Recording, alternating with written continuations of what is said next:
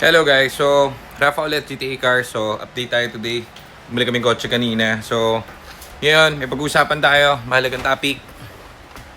Kukwentuhan ko lang kayo para meron kayong onting knowledge. So marami kasi nagdadala rito sa shop. Always remember, car dealer po kami. Wala kaming quota sa mga repair. Pero may mga nagdadala kasi since then, di ba? Yung mga malalayong lugar, mahirap naman tanggihan. So ginagawa na rin natin yung mga unit nila. Mga Ford units. Alam niyo naman yan yung Forte natin. So ngayon, kadalasan, napapansin ko, nalulungkot ako minsan, katulad nung kaninang pumunta na hindi lang naman siya, marami pang iba. May mga pupunta kasi, kakabili lang nila ng sasakyan. Katulad nung isa, kailan nyo nabili? January lang, ano? EcoSport 250. Marami sa marketplace, pare, doon ka humanap. Kapag gusto mo budget, doon ka humanap.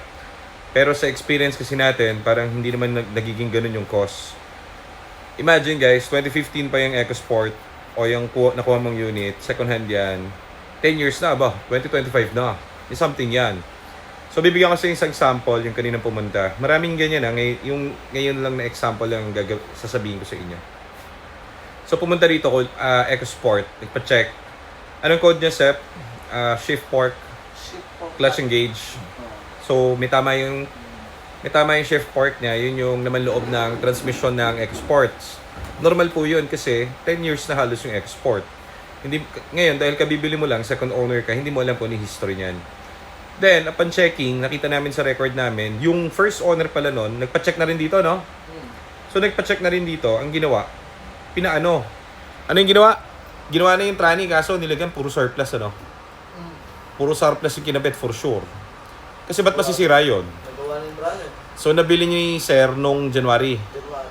Tapos, tinanong niya pa, di ba? Yung ba yung maliit yung lalaki? Oo. Oh, tama, yung description. Pumunta dito yung November. Oo, nagpapagawa. Kaso lang, ang problem guys, dito kasi, premium lang yung kinakabit namin pyesa, yung subok na kasi nga car dealer kami, di ba? Yung mga pyesa dito by parts, napag-aralan na namin at nagamit na namin. Kumbaga nasuri na namin, hindi bastang kumita lang kami sa parts. Hindi, kinakabit talaga namin yan doon sa mga unit namin na binibenta. Dahil may warranty kami sa mga kotse, hindi kami nagpapasira at hindi kami kumukuha ng putyo-putyong pyesa. Malaking difference. Kaya yung mga kotse natin, 1, 2 taon, 3 taon nandun, bumabiyahe, pumupunta Mindanao, pumupuntang ganyan, na-enjoy nila yung kotse nila.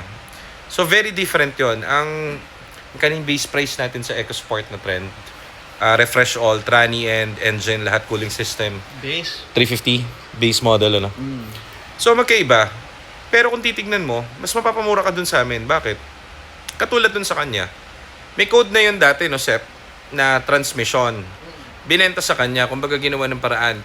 Kinabitan ng surplus, gumastos siguro ng 35, no? 35. Pare 35, surplus. Yung surplus, saan ba nakuha yung surplus? E di yung surplus kinuha rin sa sirang ganun. So sira din yun. Hindi rin tatagal yun. So, sasayangin mo lang yung labor doon sa pull down ng transmission. Magdodoble-doble ka lang. So, ayan nga, nung nabili na ngayon ng second owner yung EcoSport, na pinatingin dito noon. O di siya ngayon na mag-shoulder. Ngayon, ang problema, ito. Yung sinasabi ko at vinavlog ko since then, paulit-ulit lang yung sistema dyan sa Ford hanggat hindi nyo pinapaayos. Hindi naman yan sira actually. Hard PMS ang tawag po dyan. Napupudpud talaga yung mga clutch niyan. Ganun talaga. Kahit anong kotse naman. Ngayon, ang problema, dahil sa kanya inabutan, sa second owner inabutan yung problem dun sa shift fork, anong gusto niya?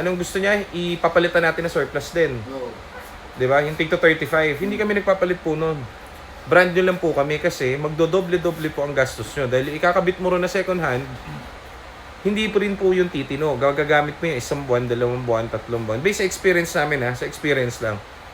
So, dahil nga kami, as a car dealer, hindi naman kami talaga repair shop totally, primary. Car dealer kami. Ang kinakabit lang namin, ayan. Talaga, yung padala namin na pyesa, puro original.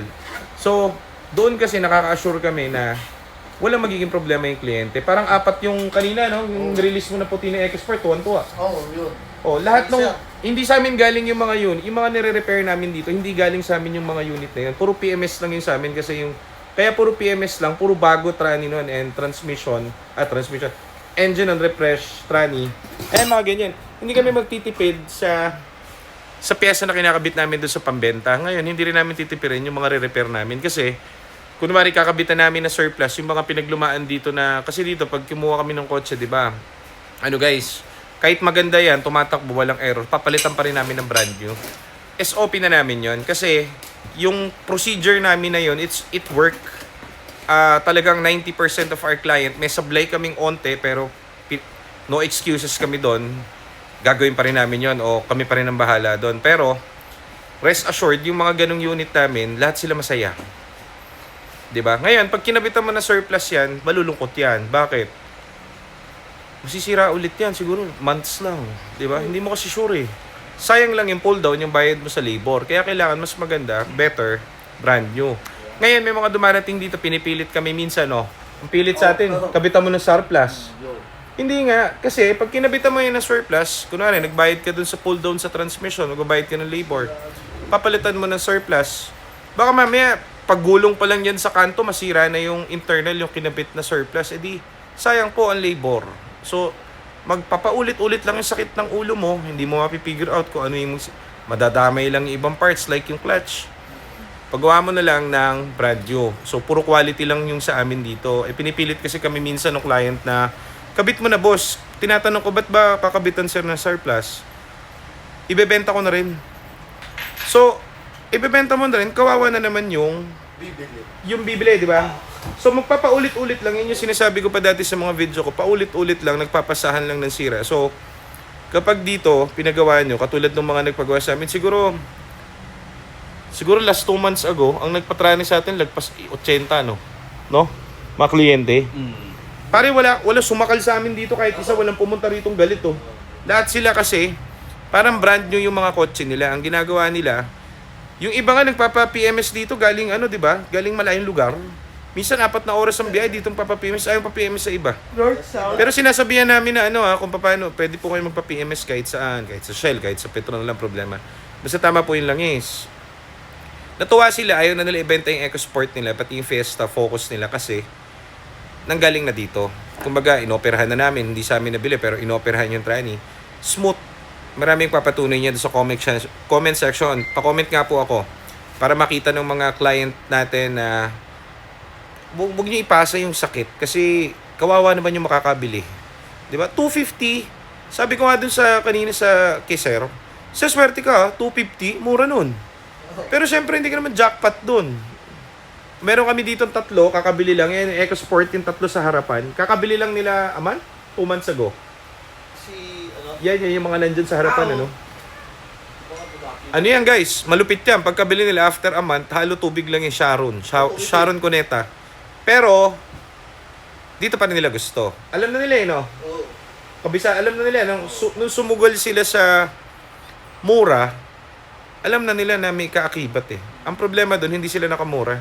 Kasi imagine mo, bumili ka ng 250, Gawin natin yung clutch, gumastos ka na sabihin mong 80 plus. Yung buong clutch system. Paano yung engine? O paano yun? Paano mo minsan tatanungin sa atin, madadala ba natin ng Baguio to? Sa clutch, wala pong problem. Money back guaranteed kami kapag ginawa na namin yung clutch. Paano yung engine? So dito kasi pag nag-release kami ng kotse guys, all around lahat nung engine, transmission, aircon, cooling system, gulong, suspension, lahat na. So kung titignan mo, actually mas mura pa dito. Battery.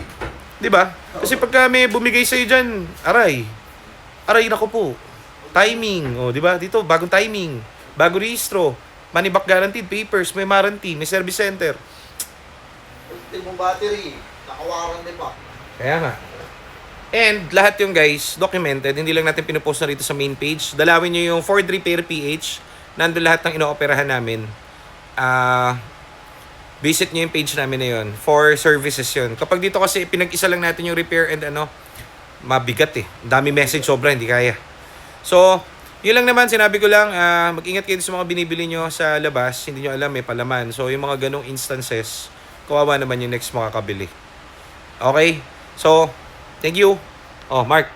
Masakit na ulo ni Mark. Mark Yakis on the spot. And Joseph. Si Kuya Otep. Lalo na kay sir, yung kaninang nirelease na yung sport na puti. Oh, ganda Kalimutan mo yung pangalan. Ganda. Ano ba si sir? Police, Pulis yata. Di masaya si sir. Bebenta niya na dapat Kaso, Wala, masaya siya pare. Parang ano, silky smooth. Oo. Silky Yun. smooth.